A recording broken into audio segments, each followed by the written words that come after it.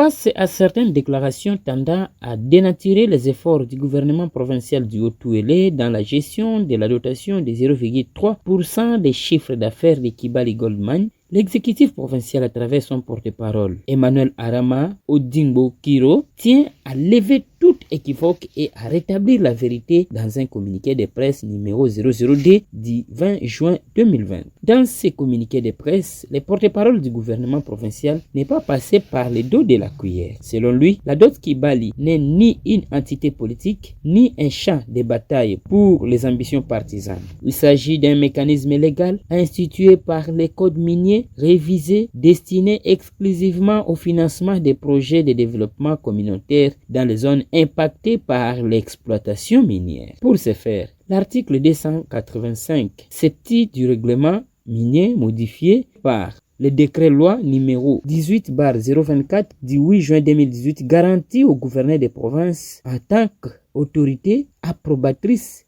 des marchés publics et représentant légal des communautés bénéficiaires les pouvoirs d'exercer un droit de regard afin de suivre et d'évaluer l'impact des projets exécutés en faveur de ses administrés. Cette vigilance proactive du gouverneur a permis de déceler les irrégularités, dont les défauts de construction sur une partie du bâtiment de l'hôpital général de Ouacha, nécessitant ainsi une démolition partielle selon le bureau technique de contrôle. Cette vigilance de l'autorité provinciale a également permis de stopper une tentative frauduleuse dans le projet de la centrale photovoltaïque de Sururu, où une société privée s'est arrogé illégalement 30% de part alors que l'État seul en était le bailleur des fonds. Malgré les réalisations visibles, grâce à la dot Kibali, souligne le ministre, celle-ci ne peut échapper au mécanisme de redevabilité et de bonne gouvernance. D'où la nécessité pour l'administration provinciale de s'assurer du respect des processus de passation des marchés, de la conformité et de la durabilité des ouvrages livrés,